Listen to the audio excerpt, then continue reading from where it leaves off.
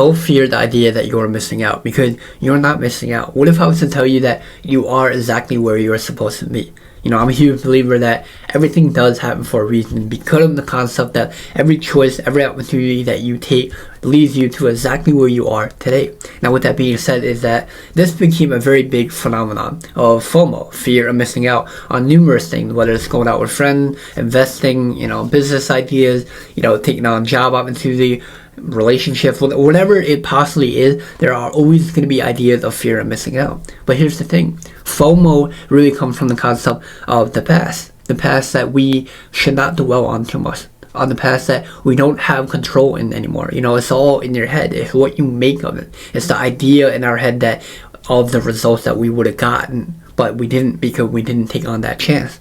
So to really avoid this, instead of dwelling all on that, start saying yes more. Start putting yourself out there more. Start saying yes more and saying less to no. Now, I don't mean saying yes to every single thing, because there are going to be points in your life where you are going to want to do certain things, and that's quite okay. You don't need to say yes to everything, but understanding that the more you say yes to things, the more opportunity will come to you, the more things that you will miss out on potentially.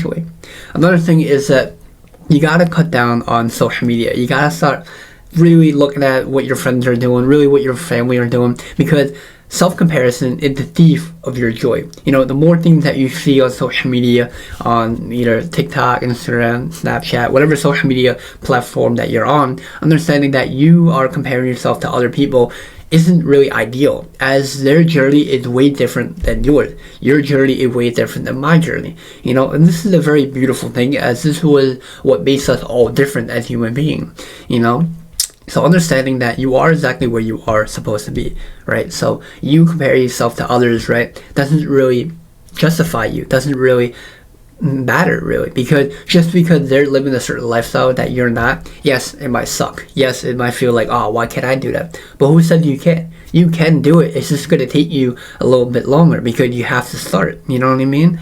So understanding that self-comparison is the thief of your joy. And I was very guilty of this, constantly seeing people on social media, constantly seeing my friend having a good time, you know, going out on Saturday night, you know. And this is a very big thing, you know, especially when you don't go out on a Saturday night and you see all your friends and maybe family having a good time without you, and you feel like, man, I should have went out, I should have just done it, you know, should have said yes and just went out instead of be home all day on a Saturday, you know. And understanding that is, you only see the highlights, you only see the good part on social media, you only see the good part of what they capture, you know. Not every minute, every second is a good part, you know. I mean, when I go out, you know, not every second of my life feels like a movie, not every second is a highlight of the night. There are times where I'm out and I'm like, man, I wish I can go home, or like, all right, 20 minutes, I'm going home, you know. I think another idea is that we're never very satisfied with the choices that we made. You know, if you go out, you're not going to feel happy. You're going to think about, when can I go home? Well, when you're home, you're going to think, man, I wish I just went out. You know, this is something that I'm guilty of. I'm not sure if many of you guys are like this, but this is definitely coming from me. Another thing is gratification. You know, I mean, listen, I don't want to make this sound spiritual. I don't want to make this sound like there should be gratitude toward everything. You know, I mean, it's a good thing, no question about it, but understanding that to a certain point. And I say this because when you're gratified, when you are gratitude towards something, you are honestly accepting the fact that you are happy with the choices that you made. You know, and a great example behind it is fasting. You know, this is something that I currently do. You know, you could fast for 16 hours, 24 hours, whatever it is. Something that I do is I fast 24 hours, as I only eat one meal a day. And I do this mostly because I go to the gym a lot, I bulk, and when I don't bulk, I like to fast. And despite all that, I fast because not only do I get to lose weight, not only do I get shredded, not only do I feel good about myself for my immune system and my guts as it clears everything out, but also I'm gratitude toward the food that I eat. Every time I eat that one meal a day, I'm grateful for that meal. I'm grateful that I have meals, because there are people around us, or people around the world for that fact, that don't get that chance, that don't get the opportunity to eat every single day, or eat that big portion of food, or eating that luxury of food. You know, we take for granted for a lot of things in life, and this is something that I learned this year, is taking granted for the things that we don't notice, you know. And when you start to notice things that you are more grateful for, you start to realize that you're not really missing out. You're actually living in a blessing in disguise, you know?